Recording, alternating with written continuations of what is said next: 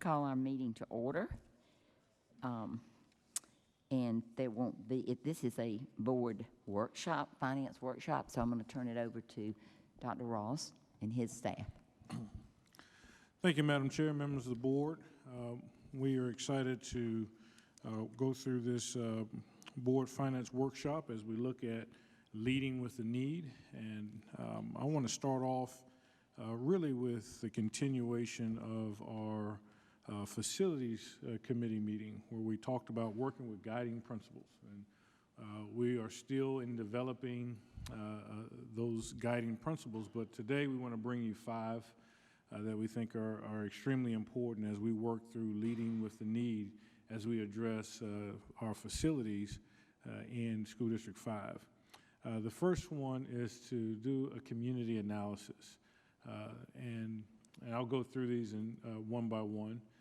Then also a facilities needs assessment, enrollment and projections, instruction plan review, and then taking all of those 4 items and coming up with our plan. And so as we look through them, what are we talking about with a community analysis? It's really looking at our demographics. What do our trends show? We've had a study done with the opening of Piney Woods of Chapin, but we will need one for the entire district. So that's something that we need to prepare for. But the other thing is looking at some of our economic trends. What do we see as the future of District 5 in terms of what industry is coming? How do we prepare our students for those industries? So looking and working with our legislative delegation, I know we talked about items and such of doing more with our legislators to include Lexington and Richland County councils. Working with our Chamber of Commerce to see in terms of industry that's coming to our community, and working with our business advisory. So all of that goes into understanding just what our community will look like in the next 5 years. And your plan should always have at minimum a 5-year forecast. And then doing the needs assessment. Sticking with the needs assessment every 5 years. The last one was done in 2019 by MBCon, and they had 3 goals that you can see in your presentation. But in one of those goals is to look at the conditions of each of our 24 sites, or 24 buildings or facilities that we have. Now, this does not include facilities such as the Gibb Street project, but mainly our schools and our district office. And so of the 24, 4 were rated excellent, in excellent condition. 10 were rated good. We have 6 that are fair and 4 facilities that are rated poor. We wanted to next look at our capacity within our current schools, and Dr. Harris will tell you, due to his office today, is the 2022 data. So we're working off of 2021 data. So again, we will have this updated as soon as we get the new data plugged in. But you can see for high schools, Chapin High has a capacity of 1,700 students. Dutch Fork High School has a capacity of 2,200 students. Irmo High with a capacity of 2,141 students. And Spring Hill High has a capacity of 1,700 students. And then we looked at what percent in terms of field, how, and again, this is 2021 data.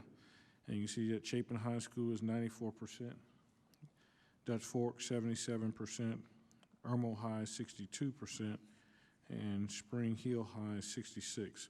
I want to make note that the Spring Hill data does include the students in the Academy for Success, so this is facility-wide.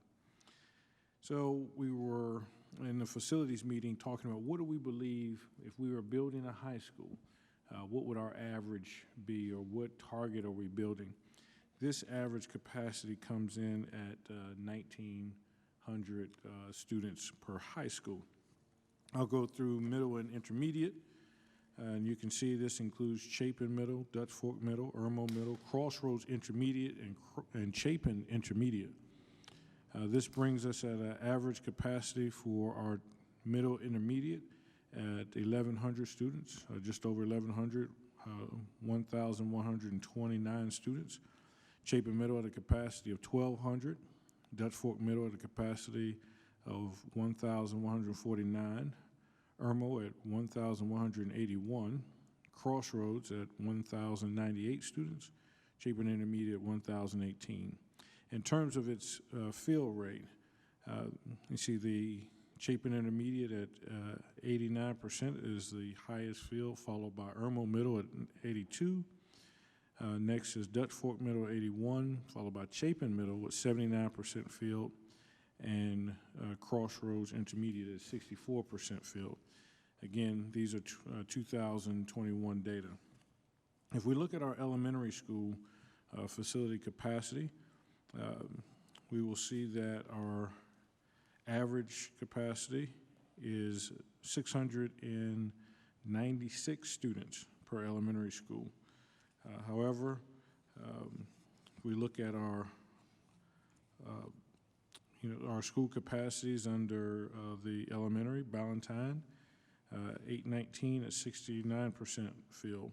Chapin Elementary, 816 at 90% filled. Dutch Fork Elementary, 657 at 73% filled.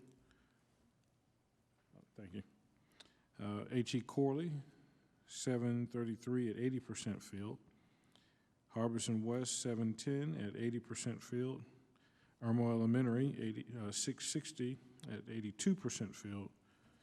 Lake Murray Elementary, 849 at 94% filled.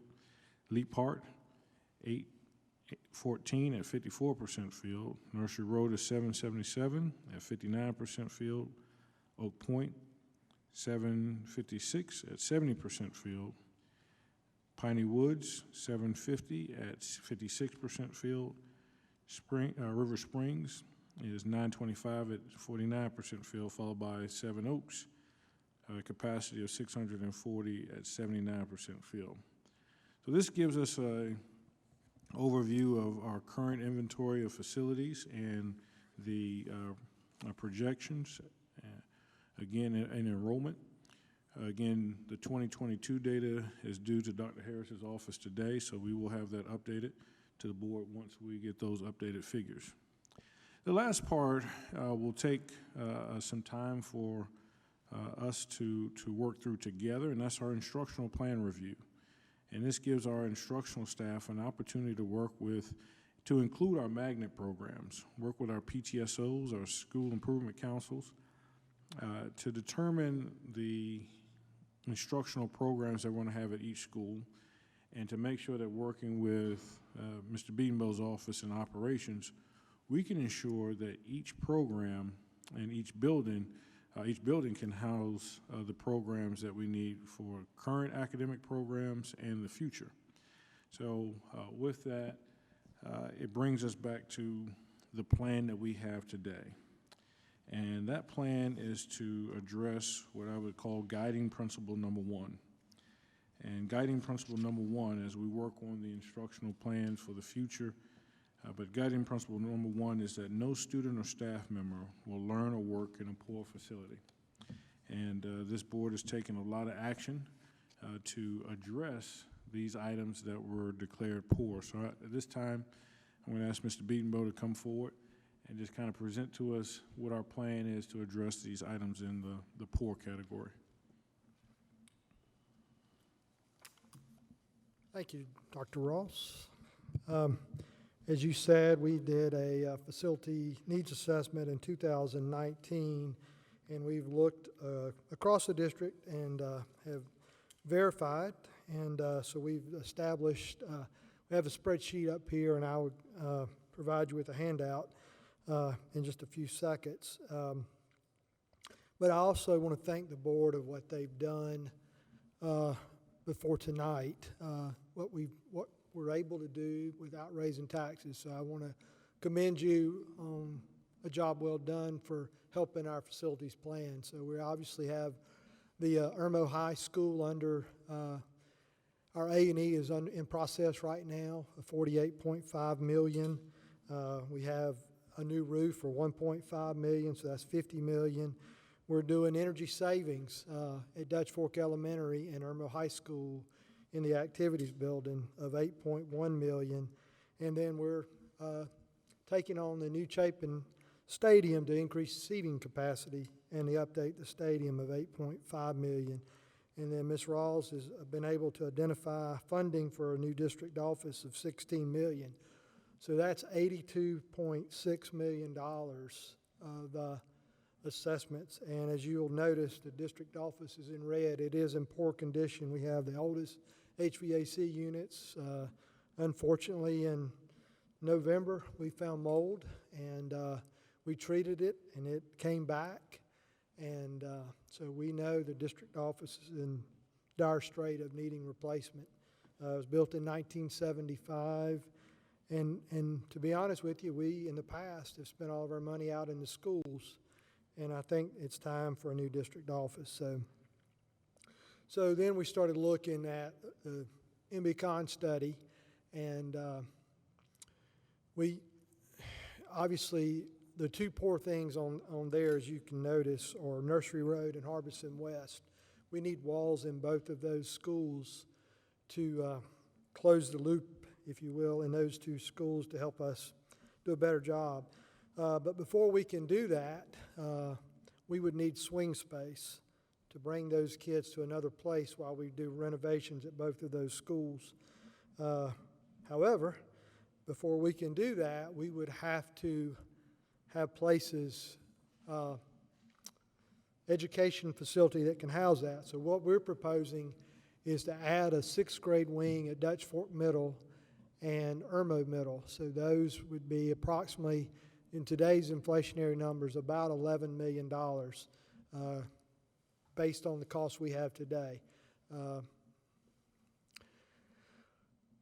So that would allow us, if we built two, and we could do these simultaneously, if we built two sixth grade wings at these two locations, that would allow us to free up the space at Crossroads to bring in Harbison West and Nursery Road.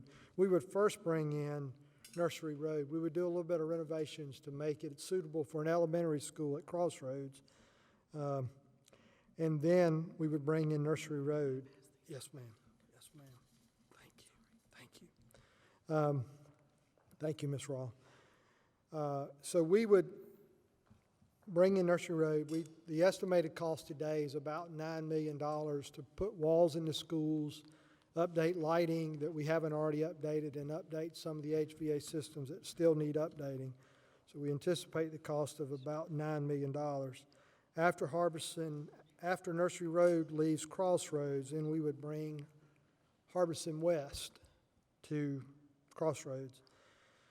Our plan or recommendation would be to consider leaving Harbison West at the Crossroads location. We have valuable property at Harbison West, and this would give us an opportunity to do some other things in the future. You have approved Dutch Fork Elementary, so I don't want you to think that money goes to waste. We'll update Dutch Fork Elementary through energy savings, and we would hope that could become the Academy for Success, and adult ed would be housed there. So your money that we invested would make sense to do that. We would then look at, that would free us some space at Spring Hill High School if we move the alternative academy to Dutch Fork Elementary. We have a need for Dutch Fork High School. Have spent a lot of money at other schools, but our bathrooms now, I think it's time for us to look at renovation of all of the bathrooms at Dutch Fork High School. We're constantly having problems, and it's time to go in. And we think that costs to be around $5 million. Spring Hill, we need to look at, if we move the alternative academy, we need to look at potential some athletic improvements in FF&E to make that school a little bit bigger. We need to look at the expansion program for the Kate Center to expand the program. Kate is a great program. As we're here tonight, it's a great school, but there's some options we would love to increase there to improve this program. And then as the Fine Arts Center in Chapin, we have 2 fine arts centers at our other 2 schools. We feel there's a need for Chapin High School to have a fine arts center like our other 2 high schools. And that's estimated $28 million. We have 2, whereas we're renovating the Irmo High School, we're not touching the stadium and the Dutch Fork Stadium. We do feel that both of those need some updates to the stadium itself, and those 2 would be looking at updating the press boxes and some other infrastructure needs around the stadium, and that's an estimated of $4 million each. And then the last thing that MBCon, or one of the last things they did, was recommend a transportation facility. We would try, our plan would be to consolidate two transportation facilities. We have 3, but we think we can consolidate 2 and to have 1 new facility, and that's an estimated cost of $5 million. So the total for our long-term facility plans is $130 million. So that's based on improving POR, and also with the Chapin High, they received a fair rating in the MBCon study, and some of that was due to athletic facilities. So obviously we'll be addressing some of those needs when we build a new stadium. So Dr. Ross, this concludes my presentation. Thank you. So the next question is, how do we afford to address these issues? The list is as long as we look at Irmo High School and the central office, the work that we did in the fall, especially approving the $50 million to address that. It's gone a long way to take care of one of our poor facilities. We bring to you tonight $16 million to address the district office, which is the other poor facility. That leaves Harbison West and Nursery Road, which are still rated poor, but need additional pieces to happen before we can, you cannot build in any one of these schools without a swing school. To create a swing school, as Mr. Beadenbow showed you, we need capacity in other places. About 500 students would need to go to Dutch Fork. About 300 additional students or 200 additional students would need to go to Irmo Middle School. The question is, where does this money come from to address these needs? We are, if the district office gets approved, we have maxed out our credit card, to be honest with you, on debt service. So, and I'll duck when I say this, but I believe that it's time for our board to consider what I would call a baby bond referendum. We have PFM here, and Franny Hauser, our bond attorney, to show us how we can get, by going to the voters for approval, to be able to go above our constitutional limit in borrowing $130 million without raising debt service millage. We address our poor facilities, we address the needs, but we would not have to raise any debt service millage.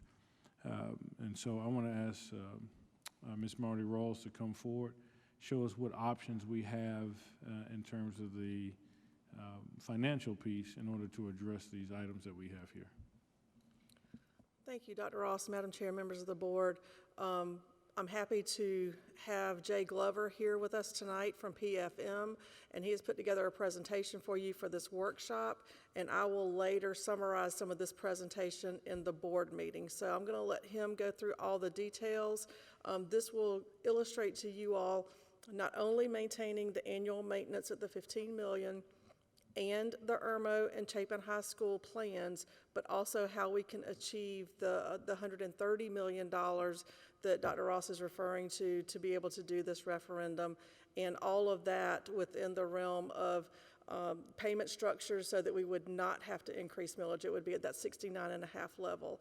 We are going to present to you a couple of other scenarios just so that you have full full access to all the information so that you would be able to see there will be a 68 mil option that will drag the payments out longer. It will be a little bit of additional interest cost over time.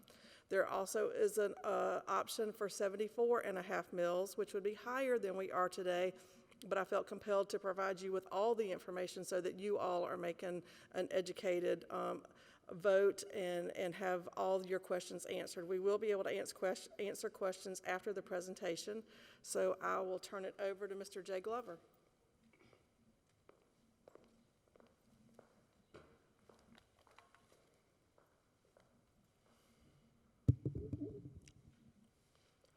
School board members, Dr. Ross, Jay Glover from PFM Financial Advisors. Happy to be here with you all today. And as was mentioned, we're going to provide a presentation to you on how different options you have to finance these needs. As was mentioned, we'll talk about 3 scenarios at different millage levies that stay within your current 8% debt capacity. And then we'll also show the referendum scenario that allows you to accomplish significant needs related to the list that was just shown you. And as we work through this presentation, keep in mind there's always 2 variables we're talking about whenever we're looking at debt capacity. And that's not only your millage levy, which you all have targeted right now at 69.5 mils, but also the 8% debt capacity. And that constraint is sometimes even more constraining than your debt millage levy constraint. So just keep those 2 things in mind. Before we get into the proposed financings, this slide just shows a current snapshot of your existing debt post March 1, 2022 payment. So y'all will make a significant debt service payment tomorrow, and this is a snapshot in time once those payments are made. So you all have 4 transactions outstanding, all of which are referendum approved. So after tomorrow, you will have 8% debt outstanding, which obviously is a good thing. And your total par amount outstanding is about $131 million. Again, you've targeted a 69.5 mil debt levy, and your 8% capacity as of June 30, 2021 is about $47 million. And that will change each year, hopefully increase as your assessed values increase. On this page is the same thing pictorially. So these gray bars at the bottom of the screen essentially show the debt service payments on your outstanding debt, which are essentially level. There's a few bumps in debt service here. And then the top dotted line is essentially your 69.5 mil levy growing at 1.5%, which we think is conservative. And we also did not assume any reassessments for purposes of this analysis. So you'll see that starts at about $38.2 million.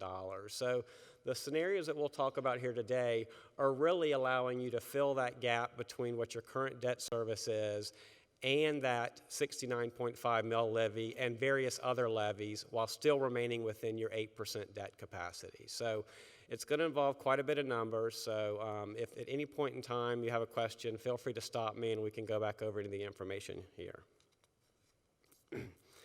Again, the first scenario we presented here is we call this the base case. So this is 69.5 mil levy and issuing all the debt within your 8% debt capacity. So again here, these are the same gray bars, which is your existing debt service.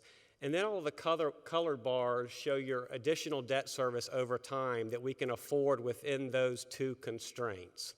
And you'll see here the red bars are your $15 million annual maintenance, which we're going to fund on an ongoing basis. And then your green, blue, and yellow bars are annual 8% debt that you can afford within that millage constraint and your 8% debt capacity. So what that gets you, in addition to your $15 million annually, is in 2022 we could afford about $34 million of additional projects. And then again in 2024, so we'd skip a year to generate additional 8% capacity. You could come back in 2024 with about $19 million of projects. And then again in 2025, you could fund about $10 million of projects. So what that gets you essentially is about $63 million of additional funding over the next 4 years, in addition to your $15 million worth of annual maintenance. So you could afford $15 million on an ongoing basis and then $63 million of additional project cost over time. And the next graph or table will show that. So again here, and these slides are going to be consistent in their format. So on the left side of the table here, this shows you the amount of bond proceeds for projects that are available annually. Again, the $34 million this year plus the $15 million of annual maintenance would give you $49 million worth of project cost in 2022. And then you can see each year what your additional funding would be. So in every year, again, you're getting your $15 million. And then in those 3 years we talked about, you're getting additional funding above and beyond that to the tune of $63 million. So over the next 11 years, that's about $228 million worth of funding. And then on the right side table, this shows you what your 8% debt capacity is. So again, in each year, we're staying right within that 8% debt capacity. Just to provide a little bit of sensitivity analysis on different millage levies and how that might impact the amount of debt you're getting. So with this slide, we reduced your millage levy to 68 mills. And you can see here, you're still funding the majority of those needs, the $15 million of annual maintenance. Your initial borrowing is reduced to $33 million. And then in 2024, you're able to borrow $18 million, and then in 2025, you're able to borrow $9 million. So that reduced millage levy reduces slightly the amount of debt that you can afford, where it was $63 million in the initial scenario. That's now reduced down to $60 million in addition to your $15 million annually. But one thing that's important to keep in mind here is if you look out to the right side of the graph, there's very little additional flexibility that you get out. In 2031 and 2032, you can see that there's really capped out. There's just not that much additional funding available out in the future. So your additional capacity for unforeseen needs that might arrive really becomes limited as you start reducing that debt service millage. So if I can just flip back a couple of slides where you can see those red bars start declining in 2030 under this 69.5 mil scenario. You'll see at 68 mils, those bars are higher, which really limits your future debt capacity when you get out in that 8 and 9 year mark. So again, you can fund many of the needs, but it really doesn't give you much flexibility as you move forward over time.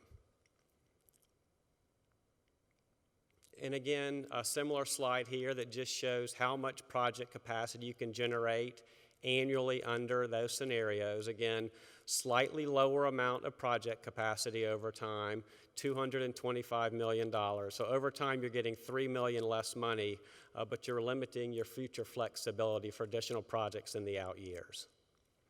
And again, on the right-hand side, this just shows, again, we're staying within our approximate 8% debt limit here.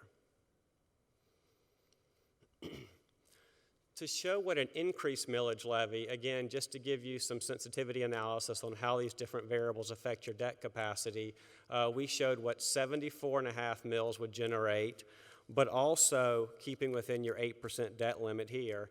And you can see you're able to afford slightly higher on an annual basis. In 2022, you're able to afford $35 million of initial debt. And then in 2024, you can come back and borrow an additional $23 million. And then in 2025, it's additional $13 million. So that's about $71 million. So that's about $8 million additional funding from your base case 69.5 mil scenario.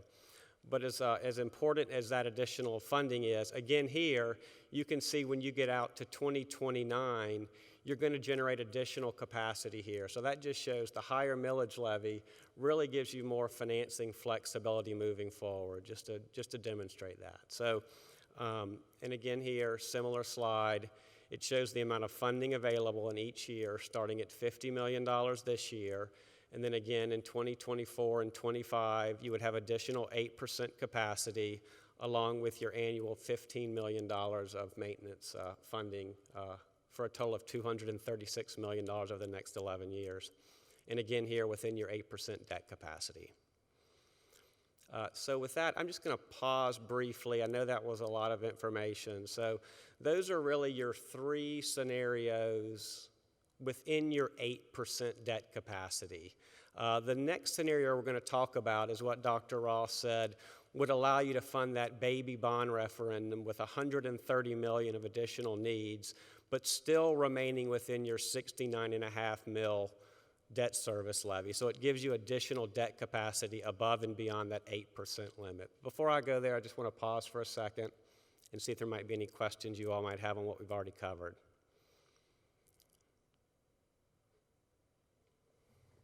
Any questions? Anybody? Thank you. Perfect.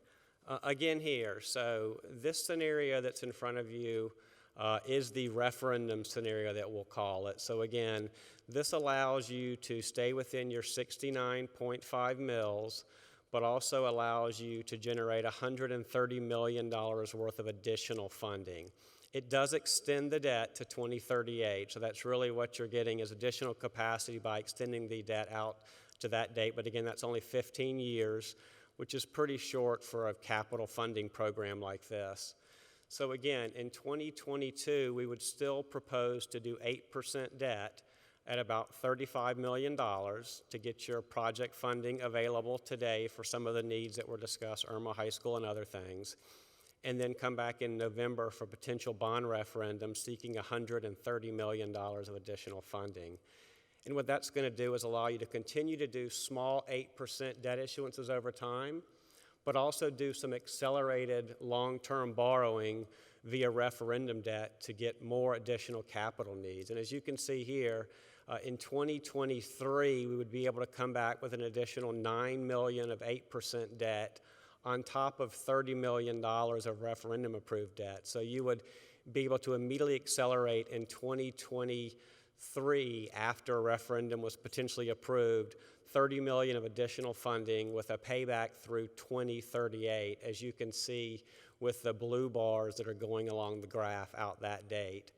And then in 2024 and 2025, we would come back with an additional $50 million of referendum-approved debt. So within 3 years following the approval of the referendum, you would be able to add on $130 million worth of additional debt, repaid over that 15-year term, and stay within your $69.5 million debt limit and be well within your 8% capacity, because we're actually borrowing less on an 8% basis. So, and one thing that's important here is you'll also see when you get out to 2031, you do have some space between your debt service payments as well and your millage levy to give you additional flexibility for 8% debt at that point in time if additional needs would arise, which I'm assuming there's always needs that will arise over time. So again here, this scenario allows you to accomplish that list of projects that was discussed, not only the top half of the list, but also the $130 million component of it, and stay within your $69.5 million debt service limit. And here, pictorially, this just shows the same information of how much project funding you could get over the next 4 years within just your annual maintenance cost after that. So again, that would give you $339 million over the same time frame as was discussed with those other projects. And again, here you're staying well within your debt 8% debt limit, which really would start to decline when you get out to 2025 and give you additional flexibility beyond when that other debt is paid off. So again, here, this allows you to accomplish a lot of projects, but keep your debt service millage at a constant millage levy as it is today, and still create some future financing flexibility for the district. And with that, those are the scenarios we provided. I'm happy to address any questions you all might have. Ms. Huddle? This actually first is a question, I think, for the administration. There were 4 poor schools, but there are 3 in red. Was the Irma High School the 4th one that should be in red? Yes, and because we addressed that this fall, we took it off, but it is currently a red school and will be addressed. I have some other questions, but I'll take turns. Okay, you had one, Mr. Lovelace? Is there any difference? Sounds on. Here. Here. Green light's on. But is there any difference in the interest rates that you're imputing for the bond referendum money compared to the 8% money at this point in time, or are you just assuming the same? That's a good question. So the interest rates in and of themselves will not change between 8% debt and referendum debt. What does change is the term of the payback. So the referendum debt has a longer payback term, so the interest rates would be higher than the shorter term 8% debt. But from a credit perspective, whether it's 8% debt or referendum debt, the markets, it's the same debt. It's still secured by the same ad valorem taxation of the school district. So the thing that affects the interest rate is just the payback term, not the difference between 8% and referendum. So there's, I guess what I'm asking is, if you took the $130 million and so let's say you borrowed $170 million, but you then decreased the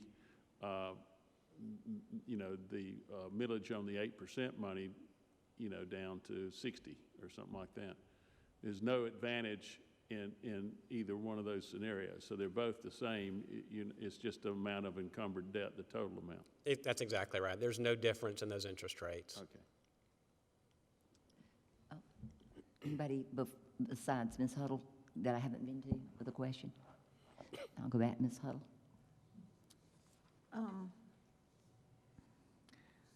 I'm pretty sure if I have my numbers right, that the debt millage rate was 53 mils before we did Piney Woods, and it increased to 73 with Piney Woods, and there was a graph that was shown that we would go back. Does that sound familiar to, okay. And we did decrease it, this board decreased it last year to 69.5, and that's why you've got the 69.5. Yes. I mean, I think one fair comparison based on what the public was told is to also look at 53. I mean, we just need to be real with what we looked at. The other thing I was looking at, and I was just doing a back of envelope thing, but I was looking at the elementary facility capacities, and we have on here building a new Dutch Fork Elementary School, but based on the capacities, it looks to me like we could easily shift around some capacities, and we would still only be at 85% of capacity in our Dutch Fork area. So, I'm looking for how can we get the biggest bang for the buck and not do things we don't need to, because the taxpayers are paying for this. And I think that we owe it to them to try to, we said it went up 73, we did get it back to 69.5, but referendum or no referendum, I think we owe it to them to get as far back as we can and still do the right things. And I do go back to the guiding principles, and I appreciate what you did, Dr. Ross, with coming out with some, but some I'd like to see is we've got stadiums on here, we have a fine arts center. What's our philosophy on our district in terms of whether it be 4A, 5A, within the district, comparison to the state? I mean, if you're in a 5A school, do you get a 5A stadium? If you're in a 4A school, do you get a fine arts center? So that we're approaching this, instead of like, I feel like we're playing whack-a-mole, that we're approaching this from what our goals are for all our schools. Great question. I'll take on the elementary item first. And one of the reasons we were looking at Dutch Fork Elementary is as we look at the domino effect in order to move in and to address the last two poor, there's this domino effect of creating swing space in Crossroads. However, there's also another domino effect in terms of the capacity at Chapin High School. And Chapin High School, we want to make sure that we will, and I'll say this as a principal, it's like your car. If your car can seat 8 passengers, you don't want to drive around at 90% of the capacity every single day. You want to have, you don't want to be at that in those 90s. And so we need room at Chapin High. And to do that, we would have to, through our choice program, increase the number of seats at Spring Hill. By doing that, we would need to move the Academy for Success. So there are some other considerations other than elementary school numbers that go into that Dutch Fork piece. But what we do owe you as we continue both of these metrics is improving our guiding principles master plan. So this is just that kind of articulation. Also, when I talk about instructional plan review, you are exactly right. Arts, athletics, academics are all part of the instructional plan. And to make sure that if you have a fine arts center in Irmo and Dutch Fork, there needs to be one in Chapin. If you have science labs at all schools, that's a part of it. One of the things that we put in there, Ms. Huddle, just as you said, is our average capacity for high schools. You know, as we look, our plan is not to build Irmo High School back at 2141. You know, trying to find what our average high school, and it looks like 1,700 is kind of how we set a building our high schools. These are things that I think we need more conversation around. But as we look at that, all of these would be 5A schools. And so we would make sure that we would cover to be able to host a band competition at all of our schools, state track meet at all of our schools, third round football playoffs, 5A at all of our schools, so that when the dollar's spent today and you look at the payback, we're still in position to host these activities. And I can tell you as a principal, our band parents really appreciate when we can host events at our facilities. Our booster clubs appreciate it. And that's part of the instructional model. And so as we improve these guiding principles, yes, we are looking at stadium upgrades, fine arts centers. But to us, that's what draws people to our community. That's the reason we host events and host statewide events. The State High School League loves us because we are right in the middle of the state, and you can get to us on I-26. You can get to us, we're not that far from I-20. And so it allows our schools, our programs, our boosters to benefit from our facilities, not only Monday through Friday, but on the weekends and in the summer. So we will continue to get better at this guiding principles document. I think that was a great suggestion from the facilities committee, but to your point, that's why these items appear on that list. Yes, Ms. Moore. Since you brought up schools and you referenced Spring Hill, my question is if your projected plan is to then include that to take some of the weight off of Chapin High School, they're currently only at 66% capacity full. Would they then still proceed as being in the lottery system where kids, or is that just going to take the weight off of Chapin High School directly? So, great question. The plan is not to disrupt the instructional model of Spring Hill High School. However, within their lottery system, there are certain seats for Irmo, Dutch Fork, and Chapin. And I do not want to overstand my comment here. So let's just say hypothetically, we'll get Sarah Wheeler here to get direct, but let's say they're a third. Under this plan, the Chapin seats would increase more, so that you still wouldn't disrupt what's happening in the lottery system of Irmo and Dutch Fork, but you would allow more students in the Chapin cluster who selected to come to Spring Hill. So this is still self-selection, and that's how you would relieve that pressure. Can I ask you one more question since I have you here? Yes. On here, we have stadium upgrades listed, and I've heard you reference football, but can I hope and assume that stadium upgrades mean that we would be looking at all of our athletics and not just one particular one? Amen, and forgive me for that. That would be spring, lacrosse, all of our stadium upgrades. We have a tendency in the state of South Carolina, so I appreciate the correction, to look at stadium and not mention band, to not mention the Bishop football, but also but to your point, right, that allows, if we look at attendance per sport, if you can cover football, you tend to be able to cover everything else. And so that's our goal. As a We don't ever want to be in a situation where we can get protested. As a principal at Chapin High School, that happened to me. We were entitled to host third round of the playoffs of football, but we didn't have the seating capacity. All it took was the principal to say, we're not playing there. And we would have nothing to address that. The stadium upgrades at Irmo and Dutch Fork, there'll be major investments into the Chapin High School Stadium.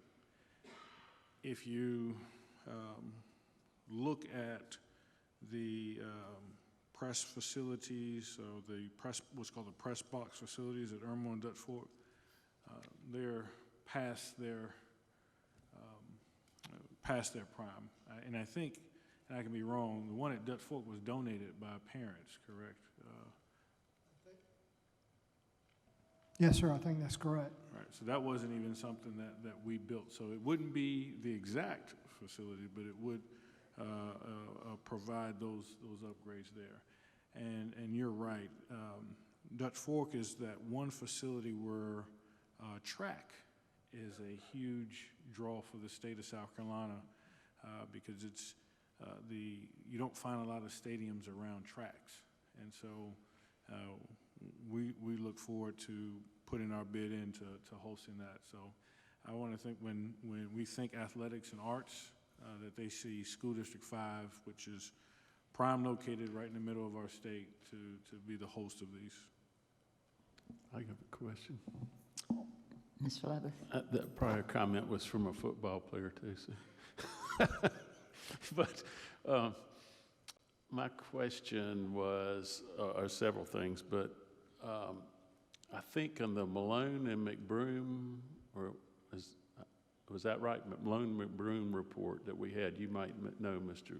Biedenbaugh, but didn't they consider redlining like 92% of capacity before, anything over that was dead red? I mean, I think it was that, anyway, if we were around 92% on their graph, that was considered, in the red zone. Okay, so I don't know those numbers that you presented earlier, the percentages, but I've been asking this for about, going on the fourth year. I just did some simple math. I ended up all of the elementary schools in the Irmo cluster, okay? And you add them up, and it's something like, I don't know, 1,750 kids, 2,750 kids or something like that go there. All right, and we keep talking about, but by the time they get to high school, we've only got a capacity, we only have, like, what's there now, just over 1,000? Isn't that right? Yeah. Currently, if we look at, I don't want to lie, do we have those numbers? 1,200, 1,300 at max? 13? Okay, well, anyway, if we looked, we keep talking about having to build a swing school. If we were to not build a swing school and consolidate a little bit, those capacities that you showed were not near, the dead red, right? I couldn't see the thing because it was about, I can't see far away, but I tell you, over there on that, it wasn't up on this screen or something. I couldn't see it. But anyway, I'm thinking that why would we need to do a swing school if we can consolidate? If we're going to take away, I guess you said Harbison West, right? Isn't that what you said? So you would need, you're consolidating by absolving 2 elementary schools. We need to go back and check if we have room for those 2 to be absolved across the 13 elementaries. What I'm saying is that, if we could disseminate that staff back into another place, we could maybe offer better education. I'm not saying anything, no value judgment on which schools or anything like that. I'm not saying that. What I'm saying is that those schools are so close together, in relationship to the center of Irmo, that it seems like to me that we might want to study that without doing, without spending a lot of money on a swing school if we could do that. And that's just a suggestion to look at it. That's not getting anybody excited, but I've wondered about that over 4 years, why we haven't looked at that, because we're always talking about we have teacher shortages and all. Why don't we look at, better use of the, I don't look at facilities as the most important thing. I mean, I'll just tell you that. I look at the staff and the people. I mean, just the teachers. You can teach somebody under an oak tree and they'll learn. But I don't, what I'm saying is that I think that we need to look at what we're doing with that especially if we've got 2 poor rated schools right now.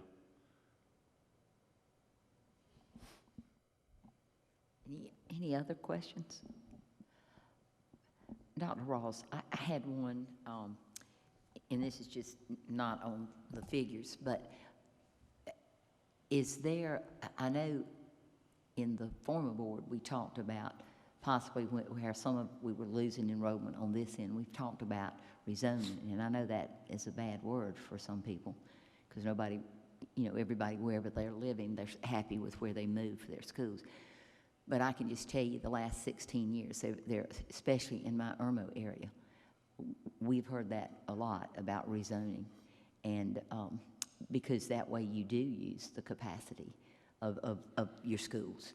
And and some people put it real simplicity, you just kind of move things back and it would fill those schools up. And really and truly, I can vouch for that. No board really wants to take that on, but that's important to me, to at least as we look at facilities and what we should do, because sometimes that's just reality. When my kids were little, that we rezoned several times. We were at Nursery Road, and we just hold our breath. We were going to get moved, And if we had, we'd have been happy. But I just think that should go into an equation, whether or not that's going to come up. Well, yes, in our scenario, in which we will continue to flush out, we will have a rezoning scenario in the east. My concern, and I'm just going to be honest with you, as we see working with these numbers they represent more than just the weights. And when Marty's going to present in our board workshop, she's going to talk about weighting changes in which students received. She's going to talk about how pupil in poverty has increased in terms of weight and how every number is not given the same value. And what we will see is in our eastern sector, we will have more pupils in poverty, more issues and things that we need to discuss. My concern about just general collapsing of these schools and these neighborhoods to get to a higher percentage number, what kind of environment we create for that staff to work in. So I think we have to balance all of it. We saw a few weeks ago a school kind of struggled to adjust when a lot of social issues showed up in the school. So to me, yes, we have 2 imperatives. We want to make sure that the buildings are being fully used, but we also want to make sure that the instructional programs are equipped to deal with what we're going to be moving into. So our plan calls for 1 school to come off the inventory. I just think we need to really cautiously look at what happens if 2 schools come off, especially in our eastern district. Thank you. Any other questions? Let's see, we've got, it is 5:54, if I'm right. Unless there's any other question, I'll adjourn, and there'll be time for anybody who wants to run to the restroom or anything before the 6 o'clock meeting. We do have Franny Hauser. Just want to thank her for being here as well for pro forma. Oh, I have one question for Franny. I put you on the spot. You almost got off. Well, see, we can't. Good to be here. Just in case we're asked about this, how would you define a mini bond? Was that the word we, a baby bond, excuse me. I made a new word up, but a baby bond, seriously. I think that's a description of a bond issue here in this district that would not require a millage increase and would be of a sufficient size to help y'all meet your needs on a quicker time frame or in a quicker time frame. I wouldn't want anybody to go out and say that $130 million is a mini anything. Right. So that was just a little play on words, but I think the analysis has been a combination of having your needs lead the conversation, your millage commitment, whatever y'all decide it is, and then putting those two together, how you can best meet your needs as quickly as possible. That's why the referendum was opened as a possibility. I would like to say that if y'all want to look into a referendum and discuss that as a possibility, if this November, if the general election would be the time you would want to hold the referendum, all of the decisions have to be made and the paperwork has to be submitted to the local election commissions by August the 15th at noon. So you have time, but I tell everybody that if you're thinking about a referendum for November, August 15th is a hard stop, noon on August 15th. And we'd be glad to help y'all work through any of those kinds of issues if that's what y'all want to pursue. Thank you Thank so you. much. Thank you. Okay, I guess I just took our time away, and that's my fault, but that's something I did want. I think that's good to clarify. Thank you. So I will adjourn.